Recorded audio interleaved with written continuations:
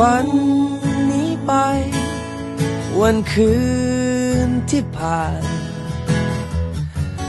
ก็ไม่รู้อีกนานเท่าไหร่กว่าเราจะได้เจอได้พบกันใหม่ต่อจากนี้ควรทำอย่างไร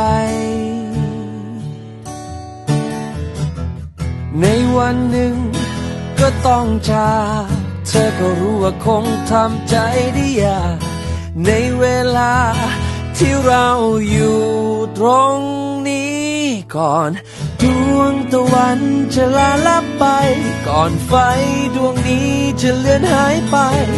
ฉันจะมีเธออยู่ให้เธอรู้ในใจตลอดก่อนเสียงที่ลมได้ผ่านพัดไปกลับกลายเป็นเสียงแห่งความเงียบงันให้ฉันและเธอได้เก็บความรักที่เรานั้นมีต่อกัน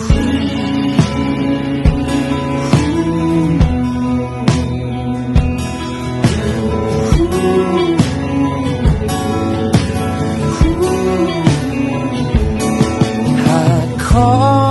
ได้จริงอยากขอเวลาอยู่ตรงนี้ที่เป็นเหมือนเก่าแต่เราก็รู้ดีว่าทำไม่ได้ต่อจากนี้ควรทำอย่างไรในวันหนึ่งก็ต้องจากเธอก็รู้ว่าคงทำใจได้ยากในเวลาที่เราอยู่ตรง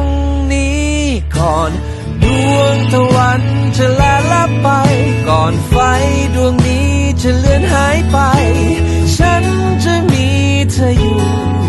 ให้เธอรู้ในใจตลอดก่อนเสียงที่ลมได้พาพัดไปกลับกลายเป็นเสียงแห่งความเงียบงันให้ฉันและเธอได้เก็บ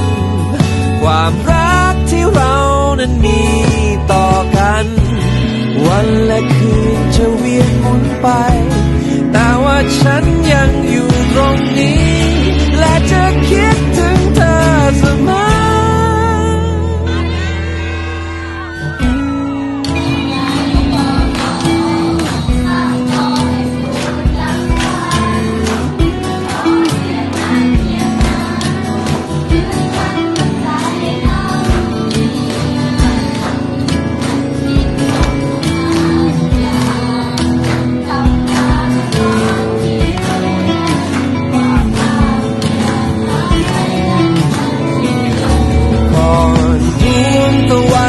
จะลาลับไป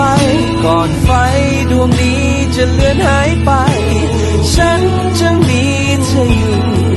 ให้เธอรู้ในใจตลอดก่อนเสียงที่ลมได้พาพัดไปกลับกลายเป็นเสียงแห่งความเงียบงัน